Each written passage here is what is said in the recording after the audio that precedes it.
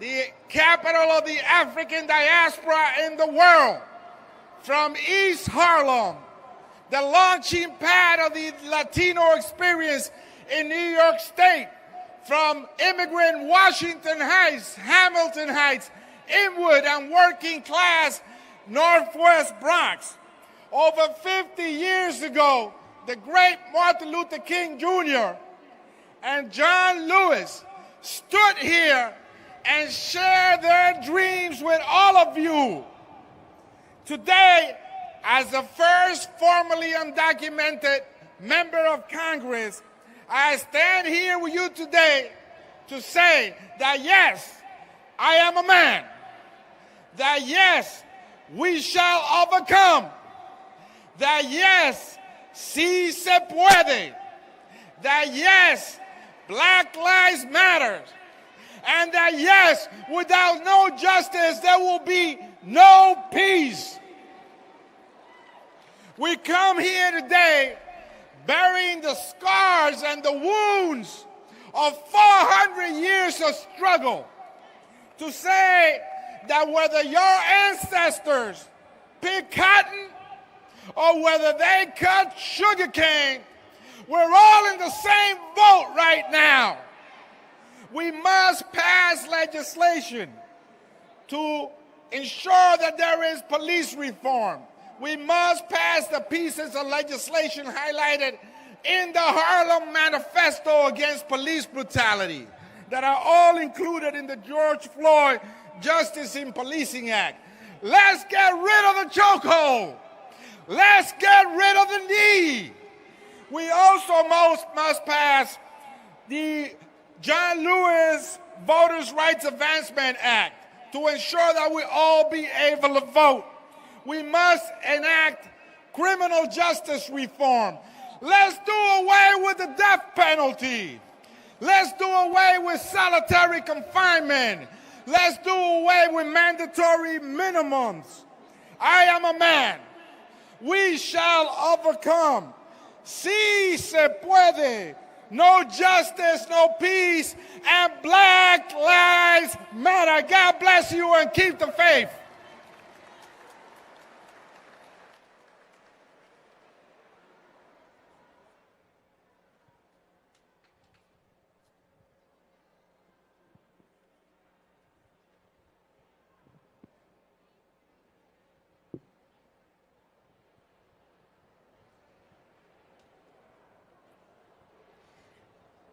Up next is Representative Charles Booker, a 36-year-old state legislator born in Louisville, Kentucky. He successfully ran for State House in Kentucky in 2018, becoming the youngest African American in the House in more than 90 years, where he fought for common sense gun safety reform, prescription drug cost relief, voter protection and restoration in support of labor unions, for economic justice, against racial injustice, and more. Representative Booker recently founded Hood to the Holler, a 501c4 to capture the energy and infrastructure he built in his run to continue to build power, work on voter registration, and more, and to help positively transform our future. Please welcome Representative Charles Booker.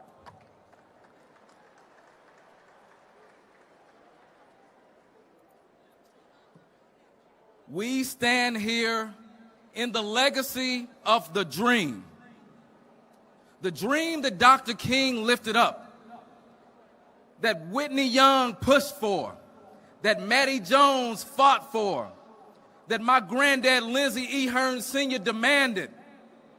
We're here today because we know that dream is not done.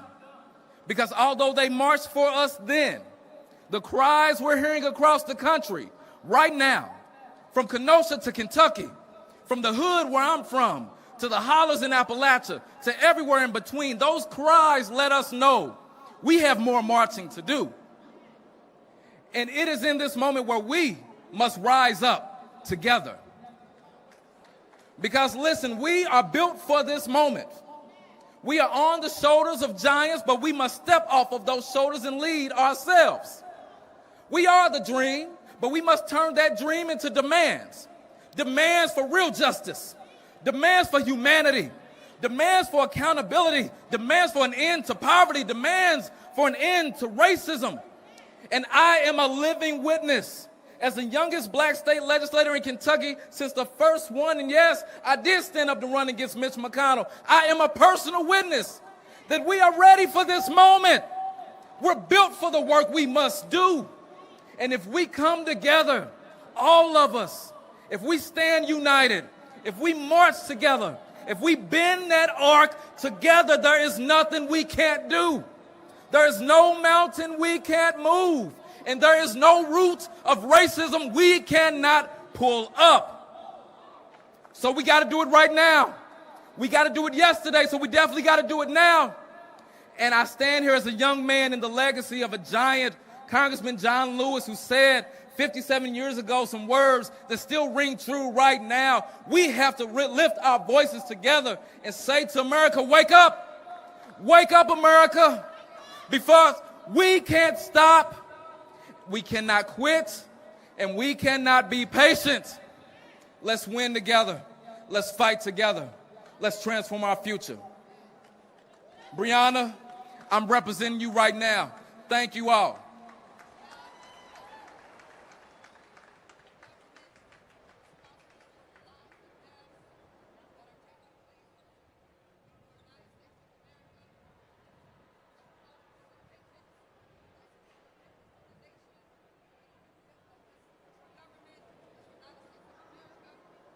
Next, we have Tyleek McMillan. He serves as the National Director of Youth and College Engagement and is a policy advisor for the National Action Network.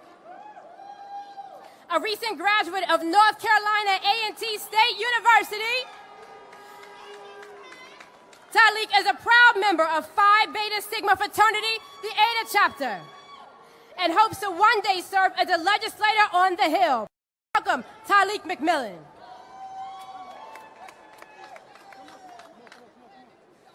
I give honor to the conveners, my boss and mentor, Reverend Al Sharpton, and Martin Luther King III. I also want to recognize the young leaders standing behind me from NAN Youth Huddle and NAN Collegiate. We find ourselves here in the spirit of John Lewis, making good trouble, necessary trouble, because the soul of our democracy is depending on it. We're not here to ask for justice. We're not here to negotiate justice, but we are here to demand justice. Far too many times we have been cut out. Far too many times we have been budgeted out, counted out, resourced out. It's time for legislators to invest in education. It's time for legislators to invest in mental health services. It's time to invest in communities. And I love my 1891. It's time to invest in historically black colleges and universities. Because we don't deserve just a half a dollar. We don't just deserve the quarter of the dollar, but we deserve the whole dollar.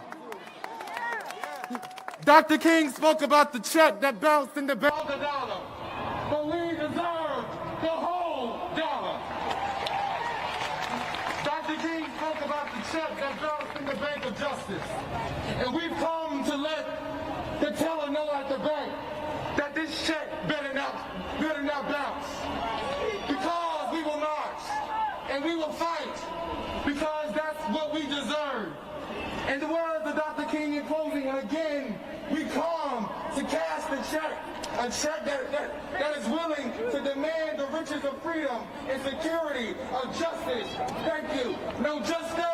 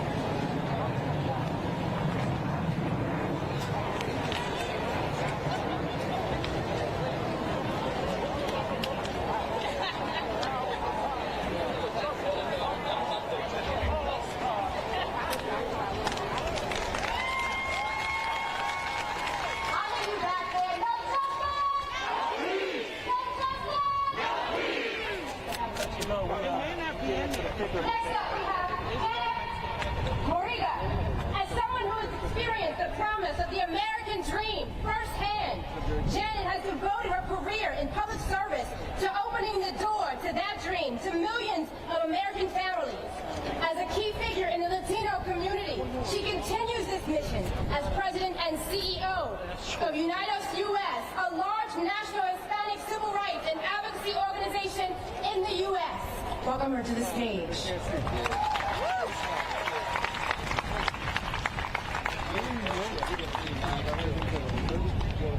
Hello, hola. My name is Janet Murguia, and I'm President and CEO of Unidos US, the largest Latino civil rights and advocacy organization in the country. I want to tell you why I am here. I am here because we have stood and always will stand with Reverend Sharpton and Martin Luther King III and our brothers and sisters in the Black community until systemic and institutional racism in our society is eradicated. I am here because 25% of my community is Afro-Latino. So we don't just empathize, we identify with the Black community. I am here because we need law enforcement to get their needs off the necks of our Black and Latinx young men. I am here because what we have seen in Kenosha, Wisconsin this week, a man shot in the back and paralyzed, peaceful protesters shot and killed by white nationalist vigilantes as the police have turned a blind eye, and silence from the man who holds the highest office in the land. That is immoral and unacceptable. I am here because our communities are bearing the brunt of a pandemic, both in lives and livelihoods, that is only getting worse yet. I am here because we have in common, what we have in common is far greater than what divides us. As Dr. Martin Luther King Jr. wrote to Cesar Chavez in 1966, our separate struggles are really one, a struggle for freedom, for dignity, and humanity. I am here because we must support the young people of every background here as they rise up, make their voices heard, and tell bigotry and hate, and insist that our country live up to its ideals and the values that we share. I am here because I am standing on the shoulders of giants like Congressman John Lewis to say, your fight is my fight. Tu lucha es mi lucha. I am here because Black lives matter. Sí se puede. Adelante. Muchísimas gracias.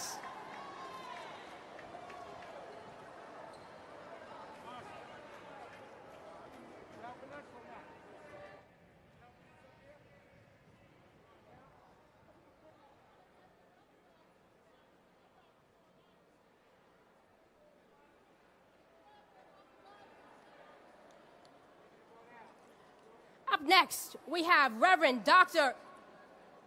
Richardson, who serves on the board of several corporations and national organizations and is currently chairman of the board for the National Action Network. Reverend Dr. W. Franklin Richardson is pastor of the historic Grace Baptist Church in Mount Vernon, New York. He leads the largest African-American church in Westchester County, with a membership base of over 3,000 parishioners. Despite the interaction with U.S. presidents and heads of states, he has made sure to use the power of the pulpit to lift up local issues in the Mount Vernon area and nationwide. Dr. Richardson believes that grace must be at the vanguard of liberation and empowerment of African-American people through our Christian faith. Please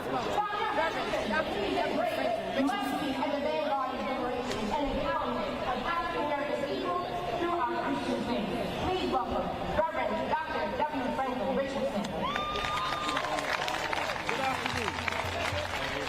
ourselves a celebration. Look at how we turned out in the midst of the pandemic, in the midst of all that's going on.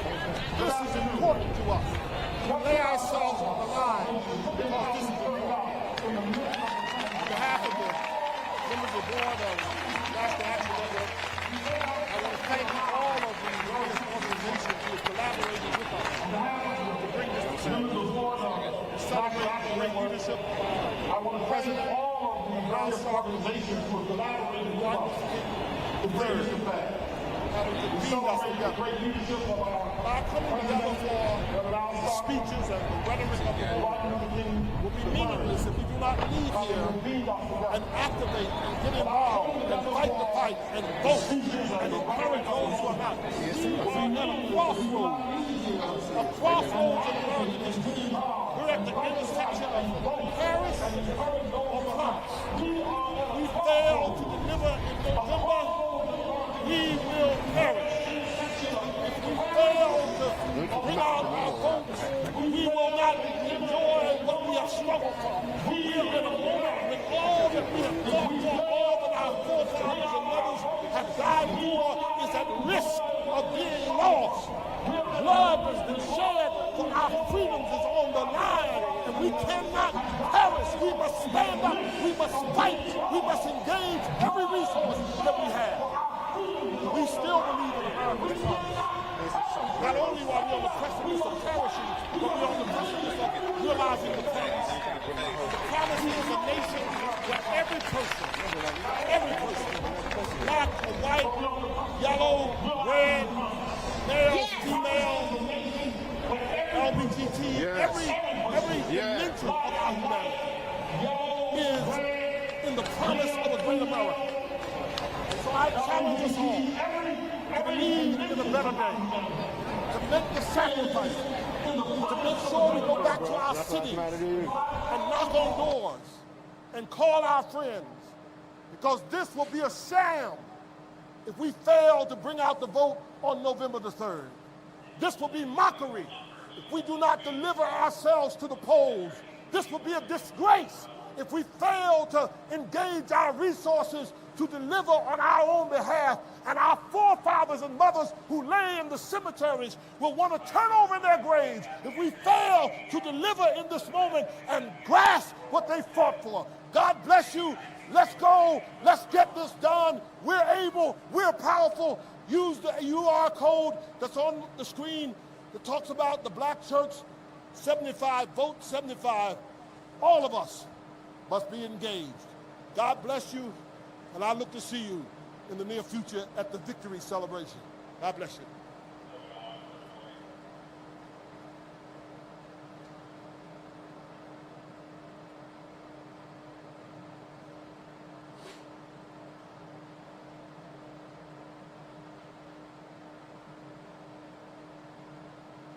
Next up, please welcome civil rights activist Maya Berry. She's the executive director of the Arab American Institute. Please welcome Maya Berry. You guys look amazing. Reverend Al Sharpton, Martin Luther King III, thank you for your leadership. To the National Action Network, thank you for convening us today. To the families who've lost loved ones to racist violence, I am so sorry for the pain you have been forced to endure. I'm humbled to stand and march alongside you today and every day. My name is Maya Berry, and I'm the executive director of the Arab American Institute. On behalf of 3.7 million Arab Americans across the country, I stand here today with you in defense of Black lives. We do so because it is right, and regrettably, because it is necessary to declare that Black lives matter. We do so because we understand that until the killing of Black men, women, and children stops, until systematic racism and anti-Blackness is addressed, the America we all desire cannot be realized. For each life taken, each family destroyed, each neighborhood brutally patrolled, and for each protester taking to the streets to demand that all this stop, targeted by the same system of policing, justice will not be served by reforming tactics or trainings. Here's the simple truth. It's been 168 days since Breonna Taylor was killed in her own home. No charges have been filed. The system is not broken. It is working as it was designed, and we must change it. Today, we must recommit to defend Black lives, to end police brutality, and the racist system that upholds it. We must recommit to fight voter suppression and the impact of a politicized decennial census like we have never seen. Just as the 1963 march and the mass demonstrations in communities across the country shepherded the passage of the Civil Rights Act and the Voting Rights Act, we must not stop until we have secured the passage of the John Lewis Voting Rights Advancement Act, the Khalid Jabara and Heather Heyer No Hate Act, and the George Floyd Justice and Policing Act. Just as matter is the minimum, these important legislative priorities must be where we start. Thank you.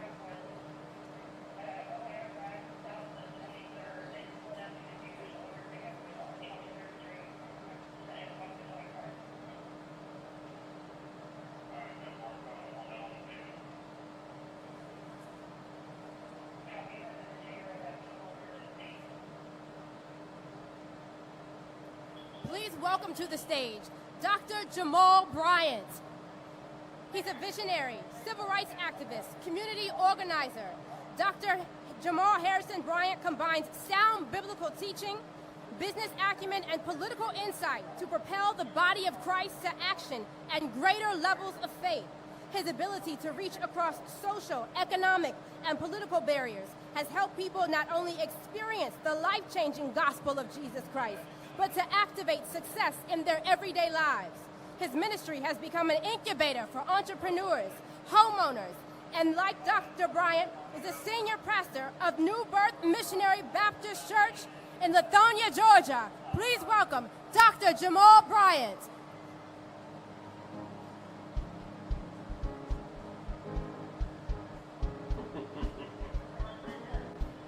To our convener, organizer, and visionary, the man who God has anointed for this hour, Reverend Al Sharpton, we thank him for his courage and for his faith and for his distinction, as well as his commitment to civil rights down through the years. Brothers and sisters, not since 44 BC, where Marcus Aurelius Junius Brutus led 59 accomplices to stab Julius Caesar in the back, has there been such a heinous crime as the slaying of Jacob Blake. 7 times they shot him in the back. And today, while it is that you stand, Jacob finds himself paralyzed from the waist down. Not from these steps, but Dr. King said that we as a people should not find ourselves caught in the paralysis of analysis. In other words, our coming together is in vain if we just talk about the problems, but don't chart a course towards the solution. It's Harriet Tubman, who said, "I freed thousands of slaves, but I would have freed hundreds more had they known they were slaves." I only thought about that when I saw the slaves on TV this week endorsing Donald Trump. I said, if only they knew they were slaves, they could have been rendered free. We cannot remain paralyzed. We can't be paralyzed wondering whether or not we're going to support the very first black female vice president in the United States.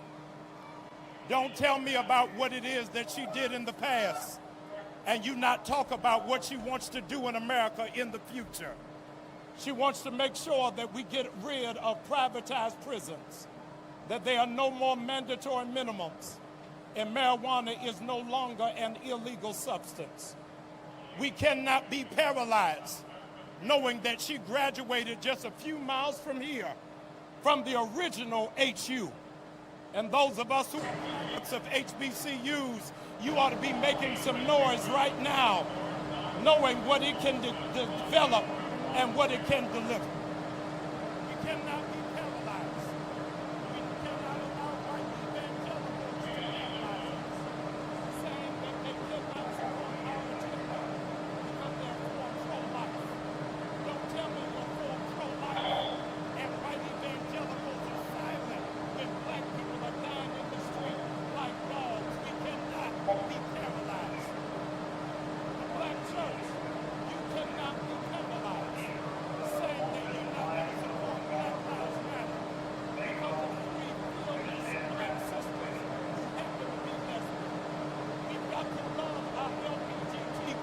community, realizing that those are our sons and those are our daughters. We cannot be paralyzed. We cannot be paralyzed into believing Mr. Jones' water is colder. This is the time when we've got to support black businesses, because too many of them are closing down because of COVID-19. Not because they don't have adequate service, but because they don't have adequate support. But what America has to know about the tenacity of black people is that even when you render us paralyzed, we still know how to crawl. And on November 3rd, no matter what you do, we gonna crawl to the polls. If you take away the mailbox, we still gonna crawl. You take away the polling stations away from our community, we still gonna crawl. We gonna sing the original gangster rap music. Before I be a slave, I'll be buried in my grave and go on to my Lord and be free. We still gonna crawl. There is something about us that understands that we stand today with our brother Jacob, realizing that even if we find ourselves paralyzed and you force us to crawl, we are like butterflies, because butterflies only have two options. They crawl and then they fly. And we understand in this hour, this is the hour for black people to fly. Maya Angelou said, you can write me down in history with your bitter, twisted lies. But still like dust, we rise, we rise, we rise. And if you don't know Maya Angelou, the least you can do is loan the Migos.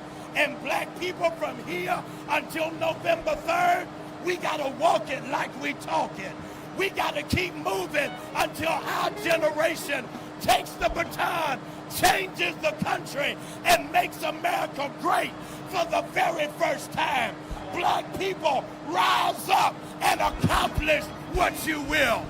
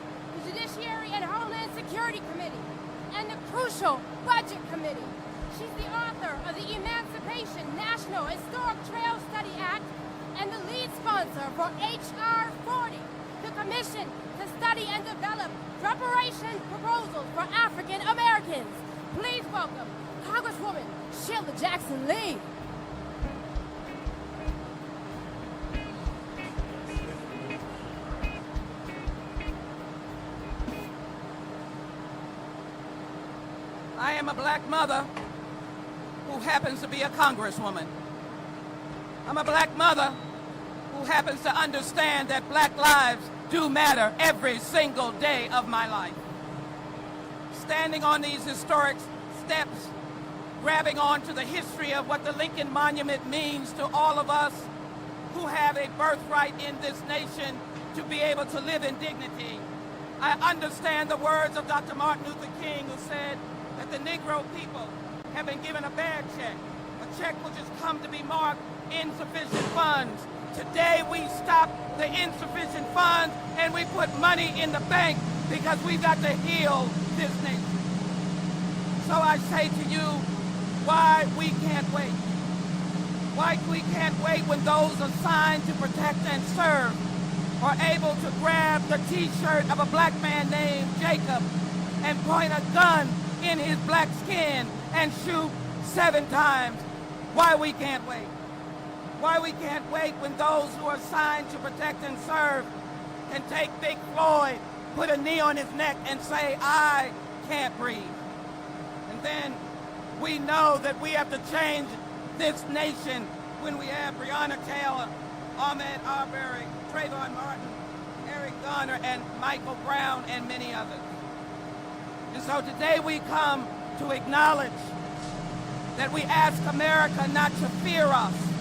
We ask you not to send tweets that we are attacking you as a mob, because the militia walks around freely and shoots us without anyone's concern.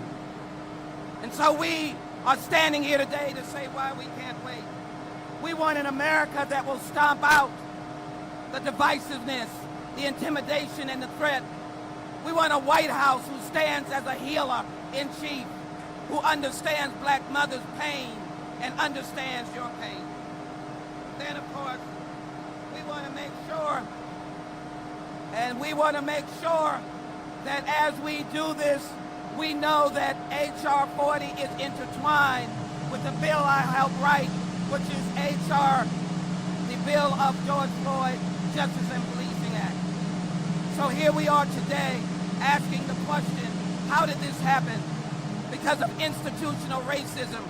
And I'm here to tell you that we must have the commission to study and develop, as my brothers and sisters have said, reparation proposals.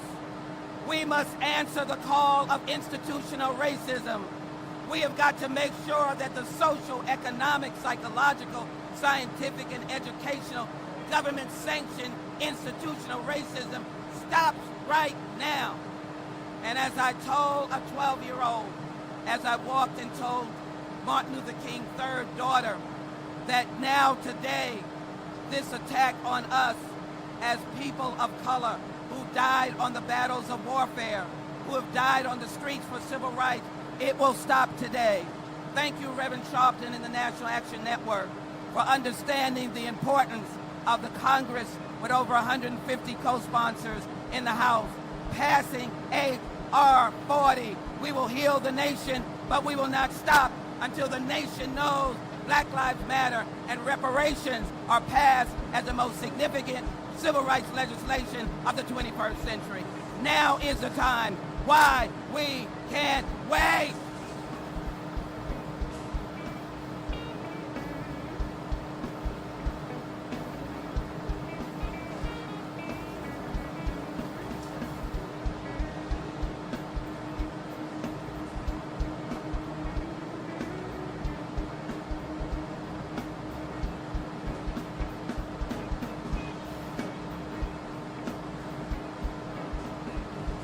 Reparations now. Let's hear it for Congresswoman Sheila Jackson Lee. Reparations now. Our next speaker from Ohio is a powerhouse who stands with the people, serving as vice chair of the Congressional Black Caucus and first ever chair of the Diversity and Inclusion Subcommittee. A sought-after public speaker and previously recognized as one of Ebony Magazine's 150 most powerful African Americans in the United States. She has written 93 pieces of legislation and co-sponsored over 1,600 bills. She is calling on Congress to recognize racism as a national crisis. And we got a Delta up here now, Delta Sigma Theta Sorority. We have a lot of AKAs. Any Deltas here?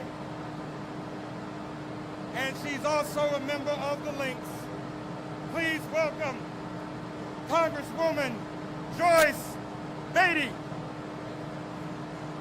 Thank you, thank you. I am joined by members of the powerful Congressional Black Caucus. We are here today because people died and were denied civil and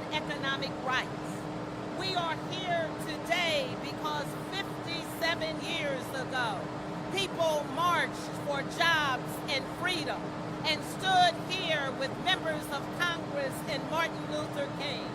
We are here today because George Floyd had a knee on his neck. 8 minutes, 46 seconds. Black Lives Matter. We are here, and I stand representing the Congressional Black Caucus, 54 members strong, who understand silence is not an option because black people face a symbolic chokehold every time we walk, speak up, shop, jog, drive, and yes, breathe. So we must tear down the walls of injustice. I am standing here and saying, as Martin Luther King Jr. said, in America, a riot is the language of unheard people. And what is it that America has failed to hear? Promises and freedom and justice for all. Say their names: Ahmaud, Breonna, George, Jacob, and the list goes on. Black Lives Matter. So let us pass the George Ford Justice in Policing Act. No more immunity for officers who look boldly into cell phone cameras as they kill our brothers and sisters. Mandatory databases. Tamar Rice would have lived to see his 18th birthday. A ban on chokeholds and no knock warrants. Eric Garner and Breonna Taylor would still be alive today. We are pushing to recognize racism as a national crisis. We are fighting for jobs, housing relief, access to capital, and a reparations bill. No, it was the black men, the brothers of the Congressional Black Caucus who wrote the First Step Act. Know that it is a powerful black man in leadership who leads the John Lewis voting rights legislation.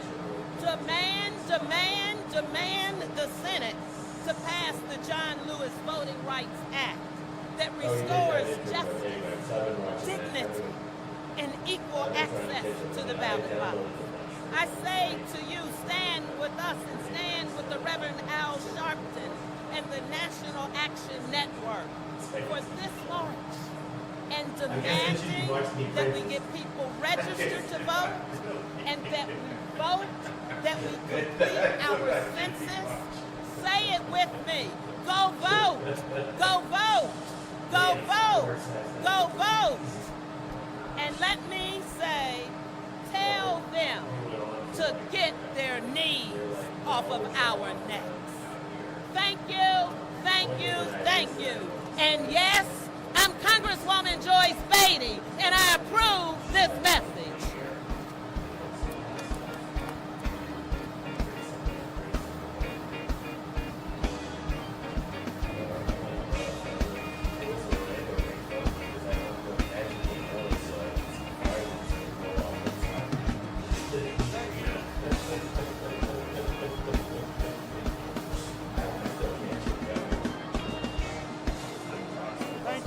Congresswoman Beatty. As we said before, going back to 1963, organized labor's been a part of this. Here is the president, the 1.7 million member, American Federation of Teachers, AFL-CIO, which represents teachers, paraprofessionals, school-related personnel, higher education faculty and staff, nurses, and other healthcare professionals, local, state, and federal government employees, and early childhood educators. Please welcome the President of the American Federation of Teachers, Randy Weingarten, and she'll be joined on stage by Everett Kelly of the American Federation of Government Employees, and our brother Ken from the International Union, Ken McMahon of the International Union of Painters and Allied Trade. You all welcome them as they come. Organized labor, y'all. Give them a round of applause.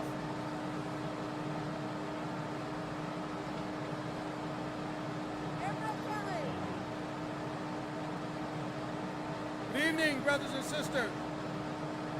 I want to thank Nan and Reverend Al Sharpton, Martin Luther King III for convening this march. I'm here today to represent 700,000 men and women making up AFGE, American Federation of Government Employees. It is an honor to be here.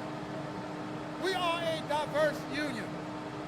We're from all across the country, all ages, all abilities. We provide every single type of service to the American public. What unites us? Well, what brings us together is one big labor union. FGE, we believe in fairness. We believe in due process. FGE believes that every American deserves a good job and every American deserves decent pay and full benefits.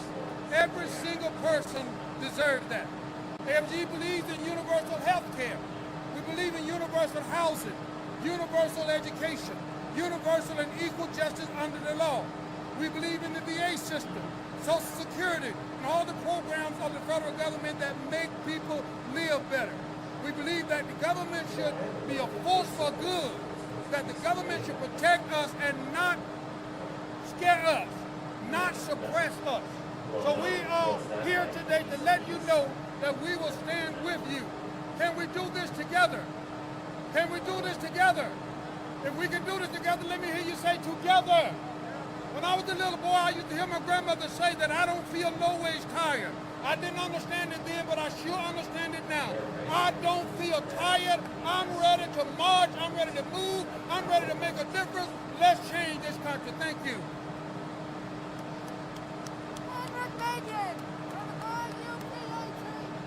IUPAT's in the house? Where you at? Somebody say something. I'm Ken Rick-May, General President of the International Union of Painters and Allied Trades. We're a building trades union. You may think it's unusual for us to be here, but with me, growing up with a father, with a mother who looked like me, Black Lives Matter, don't they? Black Lives Matter? Black Lives Matter. I stand on the shoulders of my father and all black tradesmen who fought for better wages and conditions. Without their fight, I wouldn't be here today. Recently, we celebrated the 100th anniversary of IUPAT Local 1332. You may not think much about that. That's one of our unions that was a traditional African-American union, formed over 100 years ago because they couldn't be in the regular union. But 100 years later, still up and fighting and a part of our organization. This is an opportunity for us because when I see the street, I don't just see people who look like me. I see America. And this is our opportunity to go forward and our opportunity to grow and our opportunity to have the country that has the vision that we have. All lives matter, but Black Lives Matter on top. Black Lives Matter first. Somebody say it, it's easy. Black Lives Matter. Yes, the memorial. They'll walk from here to the memorial.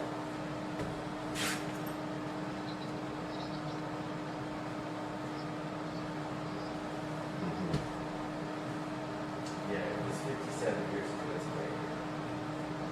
Yeah, 57 years ago. Yeah, this is I have to speech.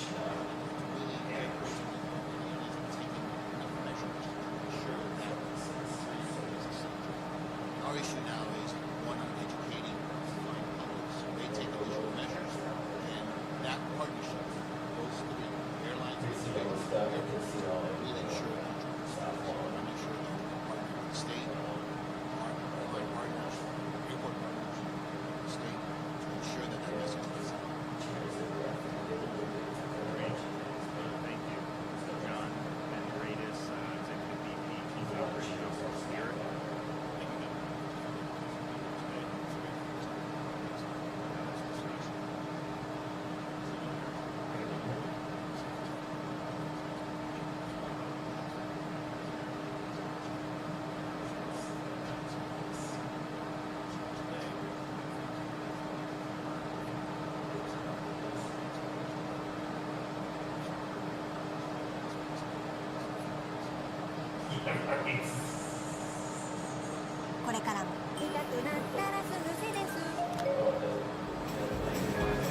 解熱鎮痛薬のセレスシリーズがパッケージをリニューアル。開けやすく分かりやすいデザインになりましたよ。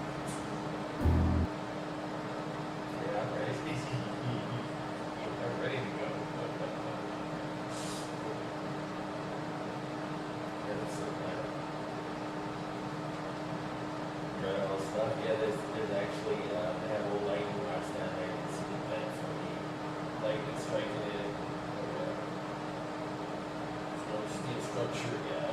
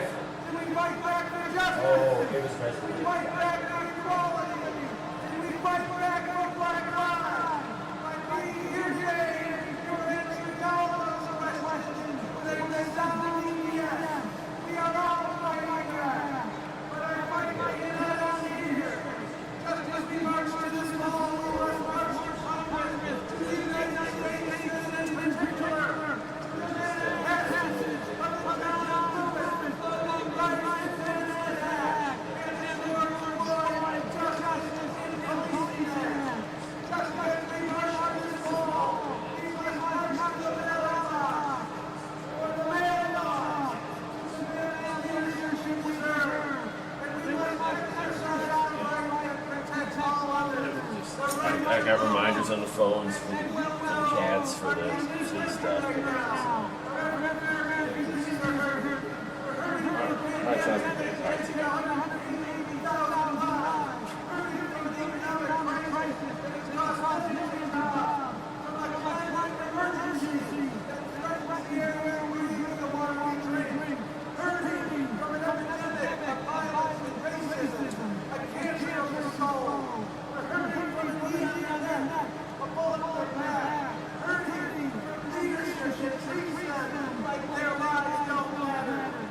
President Lincoln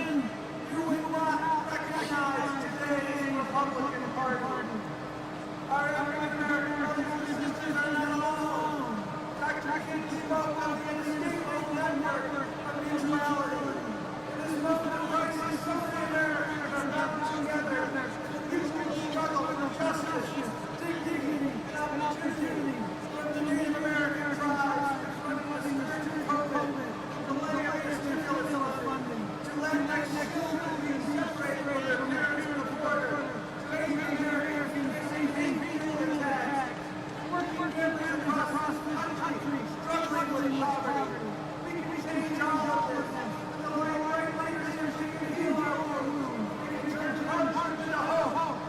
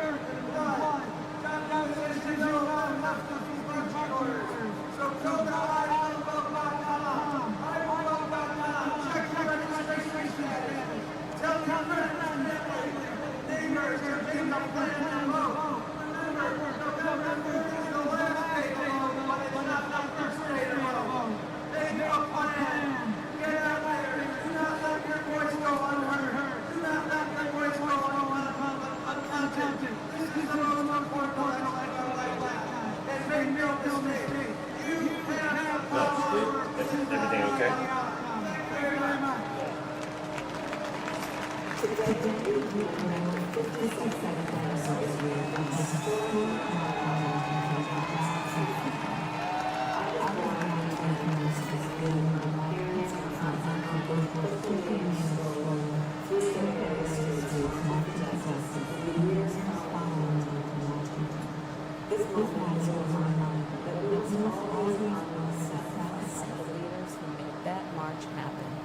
From the names we know, like Randolph and Farmer, Young and King, to everyone who worked behind the scenes and sacrificed quietly but profoundly, far from the lights of history. I have to believe that if they were with us today, they would share in our anger and frustration as we continue to see Black men and women slain in our streets and left behind by an economy and justice system that have too often denied Black folks our dignity and rights. They would share our anger and pain, and no doubt they would turn it into fuel. They would be lacing up their shoes, locking arms, and continuing right alongside us to continue in this ongoing fight for justice. Thankfully, we don't have to wonder if we are making them proud, because a giant from that march in the civil rights era of that day, John Lewis, he lived to tell us how to do it. In his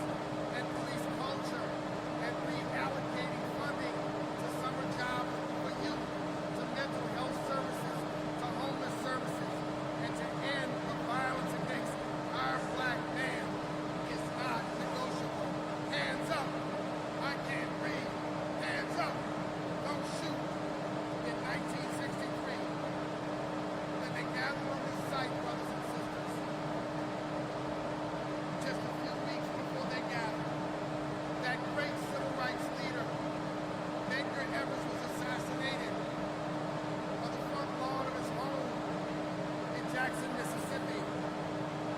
At that time, they were fighting a poll tax, a literacy test, I should say, that did everything possible to prevent us from voting. In 2020, we come here with the very success of 1963. The Voting Rights Act has been gutted by the Supreme Court. We come in 2020 with Jacob Blake and George Floyd and Eric Garner and Tamir Rice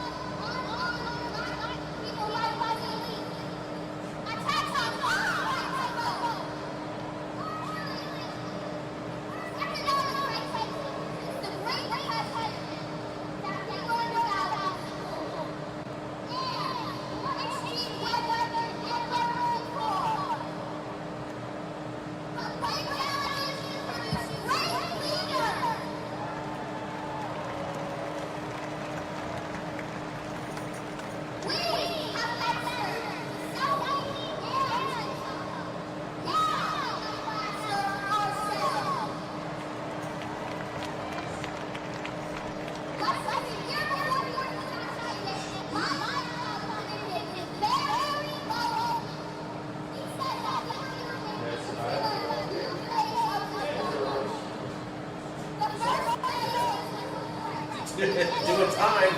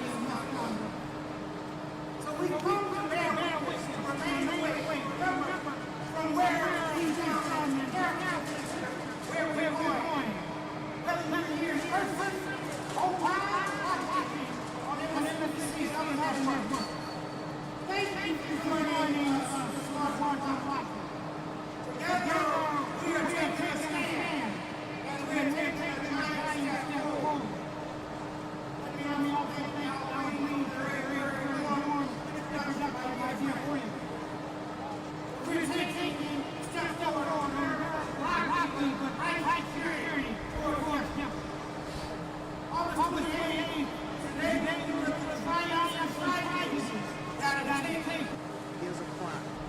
It should be punished as a crime. And those who commit the crime should be treated as criminals. And so today, Reverend Jackson is joining along with the ACLU, asking and demanding the resignation of both the police chief and the sheriff. Reverend Jackson will share in detail that request. We want to ask, we're going to bring a young lady on right now whose name is Danielle Rossum, and she is from Kenosha.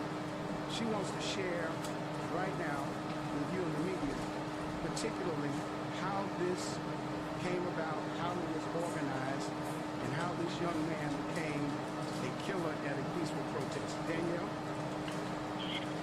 Yes.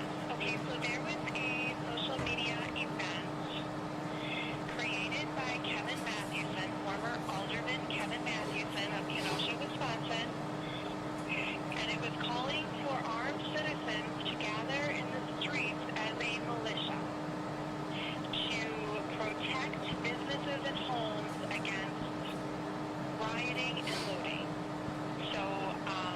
This event grew at an alarming rate.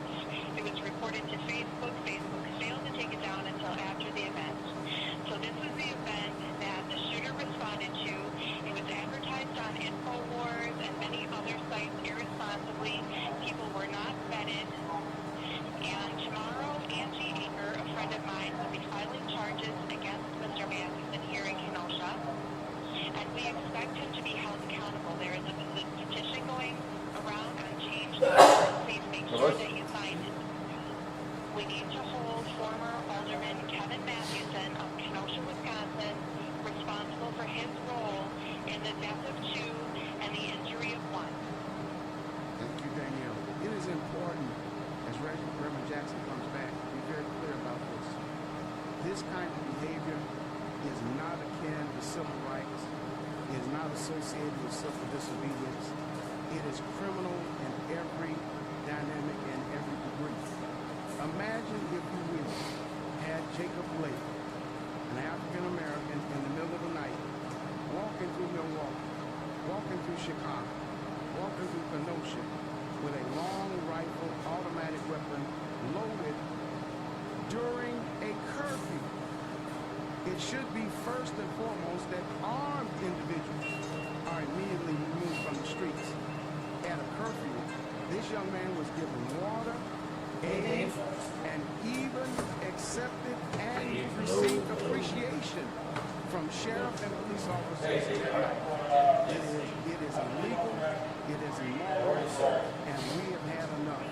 We want justice for Jacob Blake. It said it reset. Oh, because the sun went behind the clouds?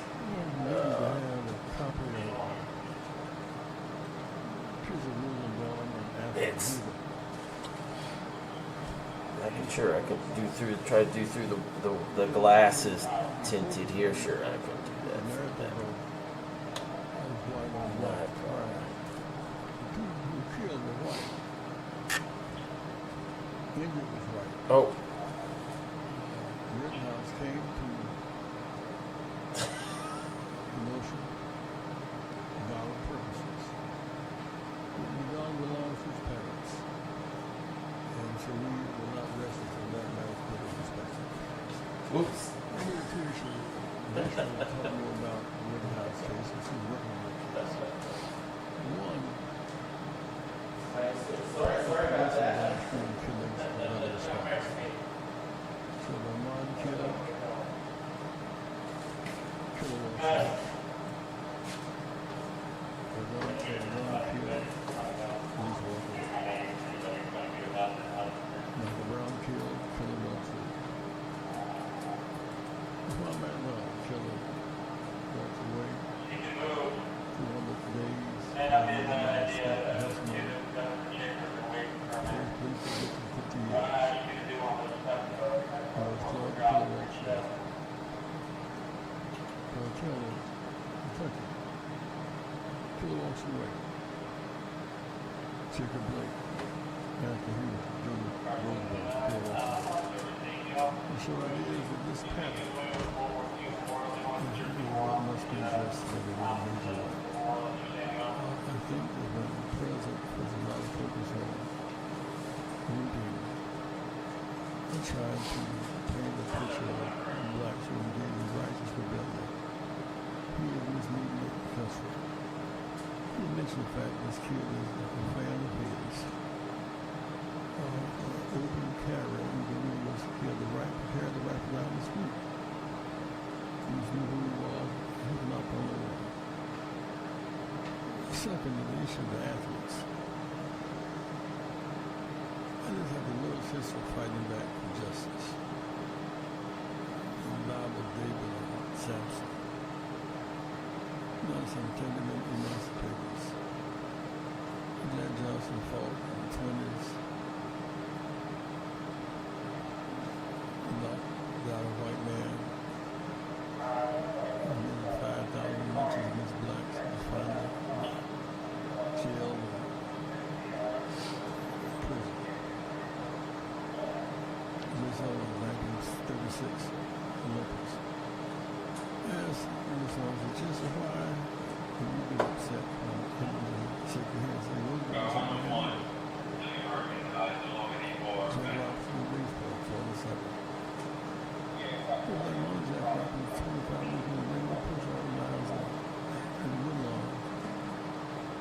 said those executive officer and the next part of him to the party's name.